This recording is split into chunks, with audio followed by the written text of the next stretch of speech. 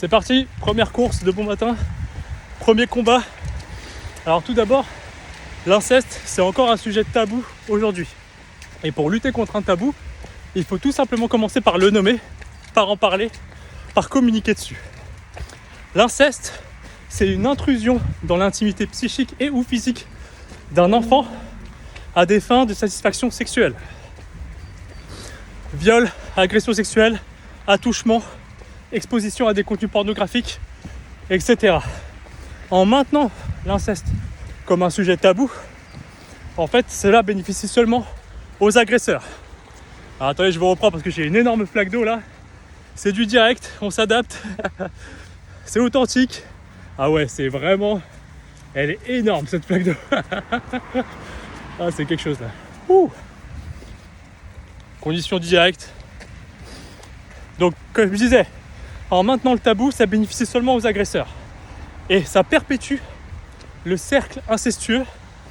Et ça peut vraiment avoir des effets ravageurs sur les enfants et sur les personnes victimes d'inceste. Donc clairement, ça c'est bien évidemment un des combats menés par l'association Face à l'inceste. Levez le tabou dessus. Et vous pouvez compter sur moi pour essayer de lever le tabou là-dessus sur ces 12 courses. Let's go! Deuxième course, deuxième combat. Alors là, c'est tout simplement faire prendre conscience des chiffres alarmants, vraiment glaçants. Alors il faut savoir qu'il y a 6,7 millions de victimes d'inceste en France. C'est juste énorme. 3 enfants sur 30 sont victimes d'inceste. Et il faut s'imaginer du coup une salle de classe, potentiellement 3 enfants là-dedans sont victimes d'inceste. C'est pas quelque chose de minime, c'est pas quelque chose d'anecdotique, c'est bien présent et c'est véritablement un fléau contre lequel il faut lutter. Et je reprends du coup tout simplement les mots d'Aurore Berger, ministre des Solidarités et des Familles, qui dit qu'au final, les victimes sont sûrement en face de nous et également les bourreaux. Et c'est vraiment la société qui doit agir pour les enfants, pour nos enfants, pour leur protection et en finir avec ce fléau. Voilà, course cette fois-ci avec un beau temps, plutôt agréable, ça fait plaisir. Et je vous dis à bientôt pour la troisième course. Troisième course, troisième combat. Depuis 2002, l'OMS recommande de traiter la violence comme un problème de santé publique. Au vu des chiffres que je vous ai présentés tout à l'heure qui sont vraiment pas anodins, l'association Face à l'inceste souhaite la même chose pour lutter contre l'inceste, à savoir un plan d'action national d'envergure et pérenne, comme on sait déjà très bien le faire pour la prévention routière, la prévention contre le tabac, sida, etc. Il faut savoir qu'il y a eu quelques communications récemment, notamment avec France TV Info, un spot TV qui est passé. Et en fait, il faudrait réussir à continuer de renforcer ce genre de communication, mais de manière pérenne. Envisager peut-être même aussi des affiches dans le métro, etc. Vraiment, voilà, un plan d'action national d'envergure pour lutter contre l'inceste. L'un des combats de l'association, essayer de faire en sorte que on arrive à se déployer ce genre de plan d'envergure. Donc voilà pour le troisième combat. Et je vous retrouve tout à l'heure pour le combat numéro 4. Let's go! Course du soir, bonsoir. Combat numéro 4. Face à l'inceste, combat pour que les professionnels qui travaillent avec des enfants puissent avoir, dans le cadre de leur formation initiale et continue, une formation dédiée sur les enjeux autour de l'inceste et les violences sexuelles faites sur les mineurs. Cela pourrait les aider à contribuer encore plus et encore mieux au dépistage auprès des enfants. Et en détectant tôt les cas potentiels d'inceste, on pourrait prendre en charge rapidement ces enfants et essayer de limiter au mieux les impacts long terme. Donc voilà pour le 4e combat. Je vous dis à tout à l'heure pour le 5e combat à minuit. Let's go! Course de minuit, bonne nuit. Combat numéro 5. Il est important de ne surtout pas nier ou minimiser des faits incestueux, des violences sexuelles faites sur mineurs, des agressions sexuelles, des attouchements sexuels, etc. Ce type de violences sexuelles sont vraiment traumatisantes et ont ou peuvent avoir un impact sur le très très long terme pour les victimes. Si jamais on est témoin de ce genre d'actes, de faits, ou si un enfant a le courage d'aborder ce genre de choses avec nous, il est important d'être à l'écoute et de ne surtout pas nier et de ne surtout pas minimiser. Car en faisant cela, on ne protège pas l'enfant. Celui-ci peut sentir qu'il n'a aucun repère protecteur, se renfermer sur lui-même et éprouver une culpabilité qui n'a pas lieu d'être. Donc clairement, important d'être à l'écoute, d'être vigilant sur ce genre de choses, sur ce genre de sujet. Je vous partagerai d'ailleurs des numéros à contacter en cas de, voilà, si vous êtes témoin ou si vous entendez ou si vous voulez tout simplement par vous-même vous exprimer sur ce sujet. Et j'en profite aussi pour dire que entre cousins, cousines, les faits incestueux, les attouchements sexuels, etc., il est important aussi de ne pas les minimiser, de ne pas voir ça comme des jeux d'enfants, etc. Et il est important d'être aussi vigilant là-dessus et de bien être à l'écoute pour éviter tout traumatisme et impact grave sur le long terme.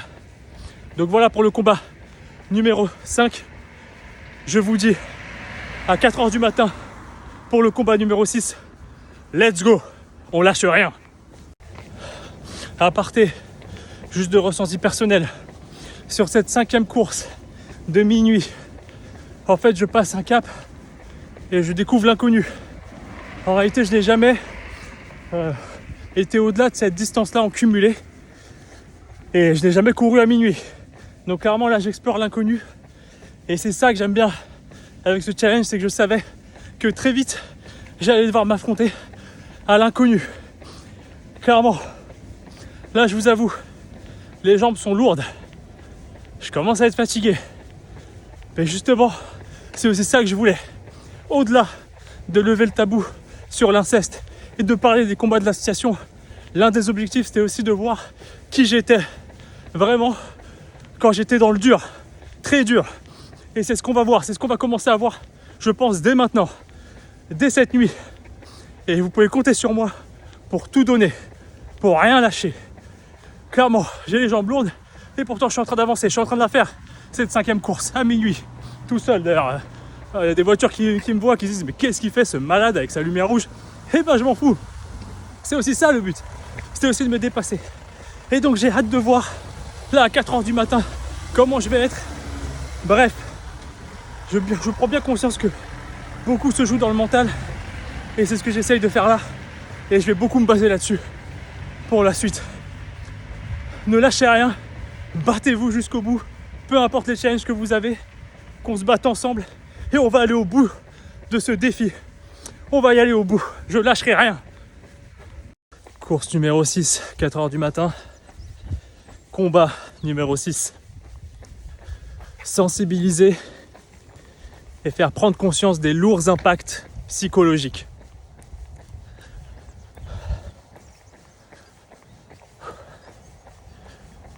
Il faut savoir que les victimes d'inceste, en raison des lourds traumatismes et du stress sur le très long terme qui peut être engendré par ce qu'ils ont vécu, seraient, selon une étude, susceptibles de développer davantage de pathologies, enfin dans une proportion plus grande en tout cas, que par rapport au reste de la population. D'après une enquête Ipsos menée avec Face à l'inceste en 2010, près de la moitié des personnes victimes d'inceste auraient indiqué avoir envisagé le suicide. 9 victimes d'inceste sur 10 se sont senties ou se sentent coupables. Alors que la culpabilité devrait être replacée sur les bonnes personnes, à savoir les agresseurs. Des chiffres vraiment lourds, donc des impacts vraiment dévastateurs. Et c'est quelque chose que je tenais à aborder sur cette course-là, de 4h du matin, dans la nuit là, en mode un peu seul, parce que je me doute que les victimes d'inceste, en tout cas la plupart je pense, se sentent seules à un moment ou à un autre, peuvent éprouver de la solitude, aussi se renfermer sur elles-mêmes, la culpabilité, souvent avoir des conséquences sur leur vie en grandissant, sur leur vie d'adulte, par rapport à leur vie sociale, des troubles du sommeil, parfois même sans forcément comprendre exactement d'où ça vient. Et je me rends compte que j'ai pas allumé la lumière rouge. Et voilà, c'est quelque chose qui est dingue de se dire que ça peut impacter toute une vie, tout le long. Et donc c'était important de rappeler aussi ces chiffres-là, ces impacts-là qui sont lourds. Et je tenais à vous dire aussi que pour cette course de 4h du matin, j'ai pas eu besoin de réveil pour me préparer à sortir et la faire. Avec tous les messages, tout le soutien, tous vos partages, etc. et la motivation que j'ai depuis le début, clairement, je suis motivé, je suis à fond et je suis déterminé. Donc j'étais prêt sans avoir besoin de réveil. J'étais là pour faire cette 6e course, la moitié du parcours. On est en train de le faire et on est ensemble. On va le faire. Enfin, je tenais à dire que si besoin, pour les personnes mineures victimes d'inceste ou pour les témoins, il y a le numéro 119.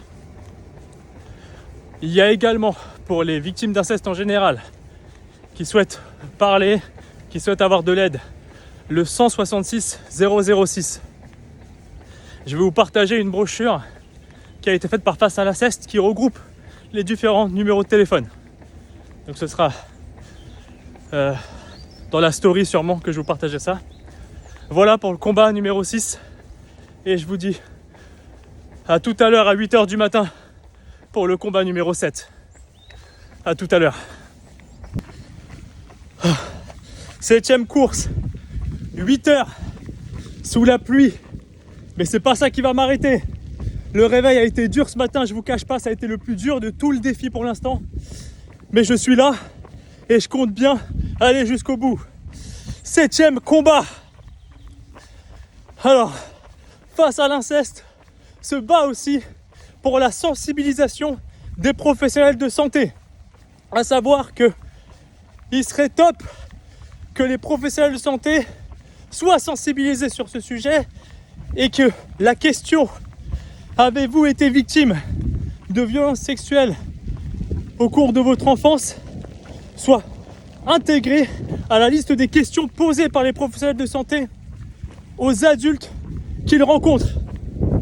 Car cela permettrait d'assurer une meilleure prise en charge aussi pour les adultes potentiellement victimes d'inceste pour l'amélioration de leur qualité de vie en tant qu'adultes et la gestion de leur potentiel trauma passé. Donc voilà pour le combat numéro 7. Je vous dis à tout à l'heure midi pour le combat numéro 8. Je ne lâche rien. Let's go! Course numéro 8, midi, 8e combat face à l'inceste. Combat également pour qu'il y ait plus de recherches scientifiques faites sur l'inceste, autour de l'inceste, sur les victimes, sur les auteurs de violences, afin de permettre de mieux lutter derrière contre ce fléau. Bon, étant donné que ce combat, ce message, il est plutôt court, mais assez clair, je voulais en profiter pour vous remercier encore une fois, toutes et tous, pour le soutien, les dons, les partages, les messages que vous m'envoyez, que vous nous envoyez. Sincèrement, je n'aurais jamais imaginé un tel engouement autour de ça. Moi, je me disais, bon, ça va être pour mes proches, quelques personnes vont regarder. Jamais j'aurais imaginé que des vidéos fassent plus de quelques milliers de vues. C'est dingue. Franchement, quand j'ai contacté l'association, il y a 2 semaines, on a mis ça en place avec Anne-Claire qui est la déléguée générale de l'association. Ouais, en 2 semaines. Et je pense que jamais on n'aurait imaginé ça. Autant de soutien, autant de messages. J'ai reçu des messages me disant de personnes qu'ils apprenaient des choses au travers de des combats que je communique, que l'on communique. Et franchement, ça fait tellement plaisir. Vous vous rendez pas compte du bonheur que ça me procure de me dire que cet objectif-là, en gros, il est atteint. C'est hyper agréable. Ça fait vraiment du bien au mental. Et c'est top. Merci beaucoup à toutes et à tous pour la force. Et vous inquiétez pas, ce challenge, je vais le défoncer, je vais le terminer. À bientôt, enfin à 16h pour le combat numéro 9. Let's go! Et là, je vais profiter aussi de cette course tranquillement pour vous dire, vous savez, ce matin, la course de 8h, vous avez dit que ça avait été hardcore. Vraiment très difficile pour moi de me lever et d'y aller. Pourquoi? En gros, c'est sur cette année qui a été assez intense pour moi. J'avais appris, enfin en tout cas je pensais avoir appris à commencer à faire des micro-siestes. Vous savez, genre 15-20 minutes grand max pour me réveiller en forme.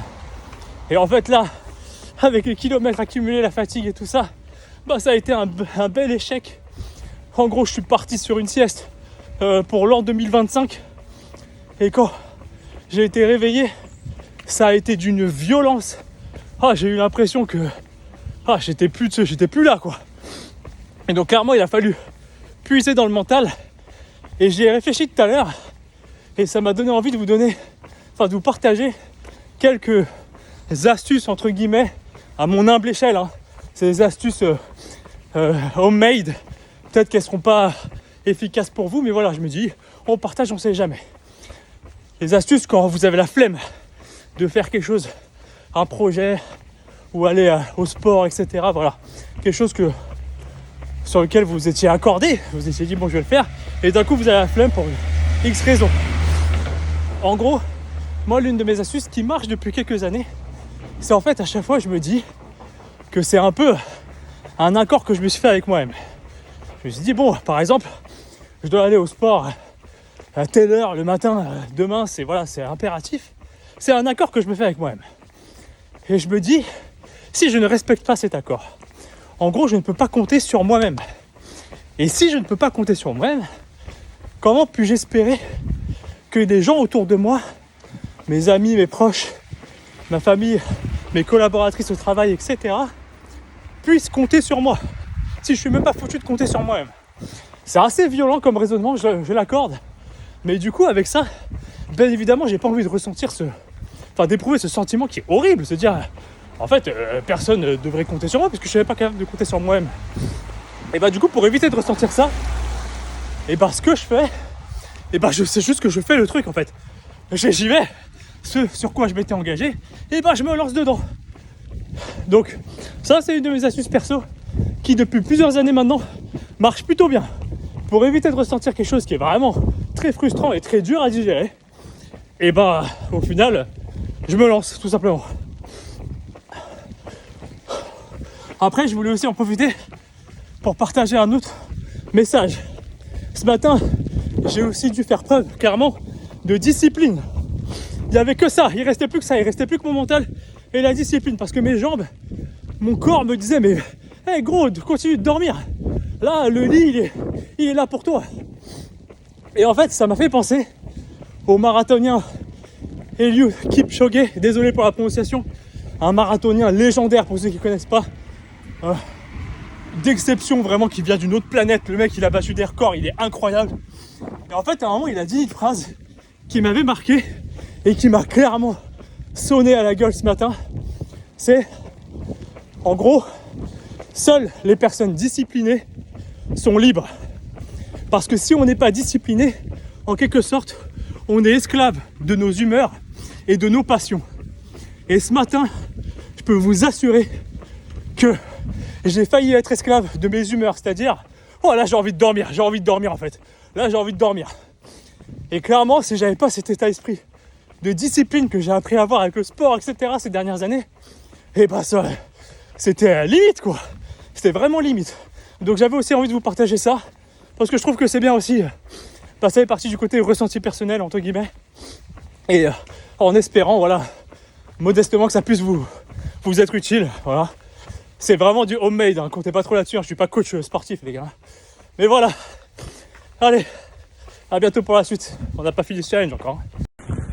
9e course, 16h, sur une plage à Cancun, sous un soleil étincelant, en maillot de bain. Laissez-moi rêver s'il vous plaît. 9e combat face à l'inceste. Souhaiterais que l'éducation à la vie affective, relationnelle et sexuelle soit rendue obligatoire. Les brasses pour les enfants. Combat important. Parce qu'avec cette formation, avec cette éducation, ils pourraient être capables de reconnaître des situations anormales au sein de leur cercle familial. Clairement important pour leur permettre d'éviter le drame et aussi d'en parler librement. Donc vraiment un point très important et aussi qui tient à cœur tout simplement, clairement. Ça fait partie de la sensibilisation, ça fait partie de la prévention. Bref, voici pour le 9e combat. Et je vous retrouve tout à l'heure à 20h pour le combat numéro 10. On lâche rien. Let's go! Oh, petit ressenti spontané là. Oh mon dieu, je me suis pris toutes les flaques du monde. Mes chaussures sont trempées, j'ai l'impression d'être à Aqua Boulevard. C'est un délire. Mais franchement, j'accepte cette difficulté. De toute manière, de toute façon, je suis obligé en fait. Donc, de toute manière, je cherchais du challenge. Et là, clairement, je suis servi. Le mental est renforcé. Et on y va. Vent de face, pluie, flaques d'eau partout. Là, franchement, je prends tellement cher. Et c'est un délire. Putain. Oh, pardon. Je censurerai dans les sous-titres. Mais, là, en termes de challenge, on rigole pas, là. Comment tu veux que mon mental soit impacté après ça? Je suis prêt à tout. Je suis prêt à tout pour le terminer, ce challenge. Let's go! Course numéro 10. 20h. 10e combat. Un combat important pour renforcer la protection des enfants victimes. Déjà, considérer un enfant qui parle comme un enfant présumé victime. Et ensuite, essayer de se battre pour obtenir une protection immédiate d'un enfant en l'écartant le plus rapidement possible, immédiatement, de son agresseur présumé. En fait, il faut savoir que dans le cas où un parent est suspecté d'être un agresseur, la loi aujourd'hui ne peut pas retirer l'autorité parentale tant que les investigations policières ne sont pas terminées et que le procureur n'a pas décidé de poursuivre en justice le parent présumé agresseur, contraignant ainsi l'enfant présumé victime de côtoyer encore son potentiel bourreau. C'est vraiment une situation très complexe et il faut savoir que la Ciivise, commission indépendante sur l'inceste et les violences sexuelles faites sur les enfants, en fait, c'est l'une de leurs préconisations à cette commission indépendante, voilà, d'aller vers la protection, d'obtenir la protection immédiate, de renforcer la protection des enfants. Et pour cette situation vraiment complexe, vraiment délicate, il faut savoir aussi que face à l'inceste, a lancé une campagne qui s'appelle Derrière la porte. Je vous mettrai le lien et il y a également une pétition que vous pouvez signer et qui porte justement sur obtenir la protection immédiate, voilà, renforcer la protection des enfants. Donc si vous voulez la signer, je mettrai le lien également, vous pourrez vous renseigner et signer si vous le souhaitez. Alors je suis désolé, j'espère que le message a été clair, parce que là je vous avoue que la fatigue commence à être présente sur cette dernière course, mais je lâche rien, vous inquiétez pas. Donc voilà, j'espère que j'ai été clair. C'était le combat numéro 10. Je vous dis à minuit pour le combat numéro 11. Putain, c'est dingue, on est déjà au combat numéro 11. Et je lâche rien. Let's go. Course numéro 11. Minuit. Bonne nuit. Je rêve d'une bonne nuit là. Bref. 11e combat. Face à l'inceste. Lutte contre l'exposition des mineurs à la pornographie en ligne. Je vous avoue que là-dessus, c'est tellement évident que ce combat est important que j'ai pas vraiment de commentaires en plus à ajouter. C'est vraiment crucial de lutter pour que les mineurs soient pas exposés au contenu pornographique en ligne. Bon, du coup, comme c'est plutôt simple et clair celui-là, petit ressenti rapide. Juste vous dire que là, clairement, je suis en mode robot. Là, pour ces 2 dernières courses, j'utilise que la tête, là, que le mental et la volonté, clairement. Mes cuisses, c'est du ciment. C'est du ciment. J'ai vraiment l'impression que chaque mouvement, je les sens me gueuler dessus. Pas dans le sens douleur, mais dans le sens vraiment, c'est lourd, c'est ultra lourd. Tout à l'heure, je mangeais, j'étais assis, et quand je me suis levé, mes cuisses, elles voulaient rester sur la chaise, quoi. Tout le reste pouvait partir, mais mes cuisses, elles voulaient rester sur la chaise. Enfin bref, là, les 2 dernières courses de cette nuit, ça va être un bon... ça va bien tester encore une fois mon mental, j'adore ça. Et je sais que je vais relever le défi, il n'y a pas de problème. Mais voilà, juste vous dire que c'est là. C'est toujours là, de toute façon, toujours. Let's go. Je vous dis à tout à l'heure, 4h du matin, pour l'ultime et dernière course, la 12e, le 12e combat. Let's go. On y est. 12e course, la dernière. 4h du matin, 12e combat. Face à l'inceste. Lutte également pour informer les victimes de leurs droits et de la prise en charge de leurs soins par la sécurité sociale. Un point extrêmement important. En gros, sur leur site, on peut retrouver les éléments qui peuvent aider les victimes à voir comment se faire rembourser, comment se faire prendre en charge leurs soins par la sécurité sociale. Je vous partagerai le lien, bien évidemment, dans la description du post quand je vais envoyer cette dernière vidéo, ce combat ultime. Et voilà ce que j'avais à vous partager. C'est la dernière ligne droite. Je suis complètement au mental, j'en peux plus. Je suis fracassé. C'est ce que j'avais cherché. C'est l'un des points que je cherchais avec ce challenge. Et là, je suis en plein dedans. Vous pouvez compter sur moi pour terminer ça. Je vous reprends tout à l'heure vers la fin. À tout à l'heure. Partage ressenti. On approche de la fin sur cette dernière course. Et clairement, c'est un truc de dingue. C'est ce que je suis venu chercher avec ce challenge, ce moment-là. Ce moment très dur.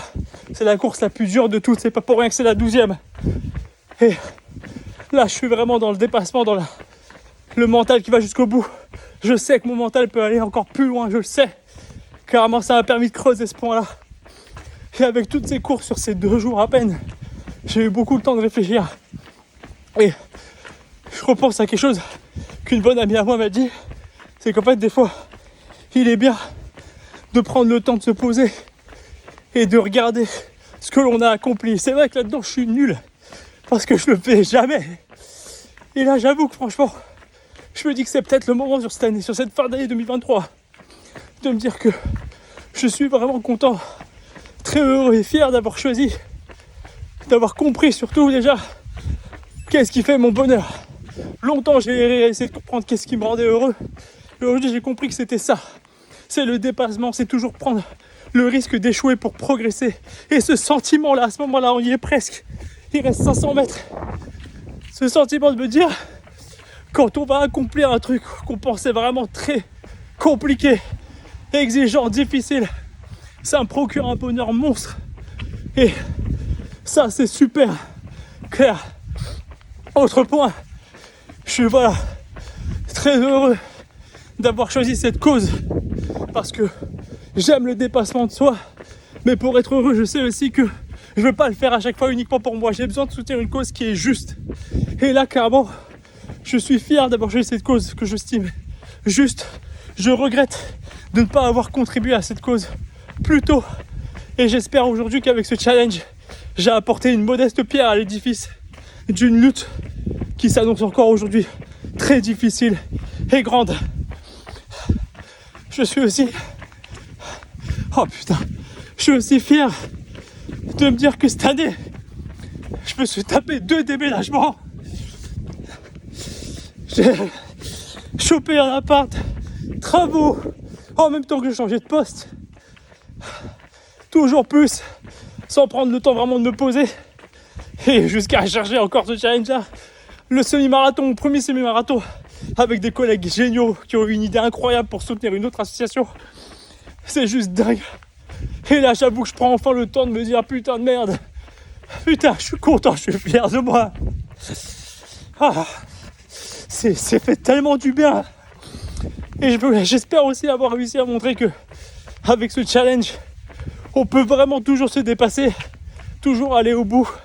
À partir de la 5e course, j'étais dans l'inconnu.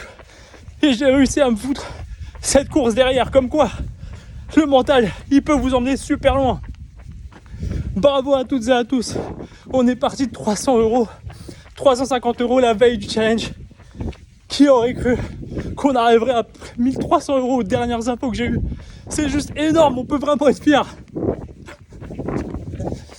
Ah putain. On l'a fait quoi. On l'a fait. Oh là. Oh god. On y est. On y est putain. On tape le dernier sprint ensemble. On tape ce dernier sprint ensemble. Allez. Jusqu'au bout. Yes. Yes. Oh putain.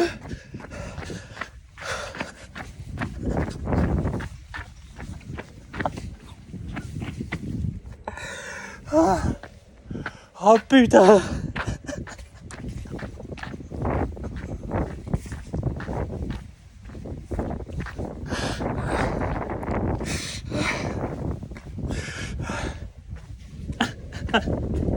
Merci à toutes et à tous pour le soutien que vous m'avez donné sur ces 2 jours intenses. J'espère avoir réussi à être clair sur tous les combats que j'ai partagés. Je suis heureux d'avoir réussi à essayer toujours de vous mettre des sous-titres pour être inclusif, de prendre le temps de faire du montage et tout. Je suis content d'avoir fait ça jusqu'au bout. J'espère avoir aidé des gens à apprendre plus, à connaître plus de choses sur ce combat qui est un combat qu'on doit tous mener ensemble. Et que j'espère avoir motivé aussi des gens, aider des gens à se remotiver s'ils avaient perdu une motivation pour je ne sais quelle raison. Et franchement, on peut être fier de nous, de ce qu'on a fait. Jamais j'aurais imaginé une telle envergure sur ce projet qui partait d'un truc tout simple à la base. Merci beaucoup à toutes et à tous. Et je vais poster du coup le dernier combat pour clôturer tout ça. Je vous ferai un débrief. Et à bientôt toutes et tous. Merci. On l'a fait.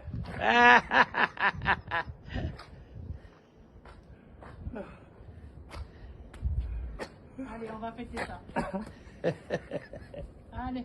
Regarde, viens, C'est bon, c'est souffle bon. par le nez. Ah, Allez. souffle par le nez. Viens, Allez.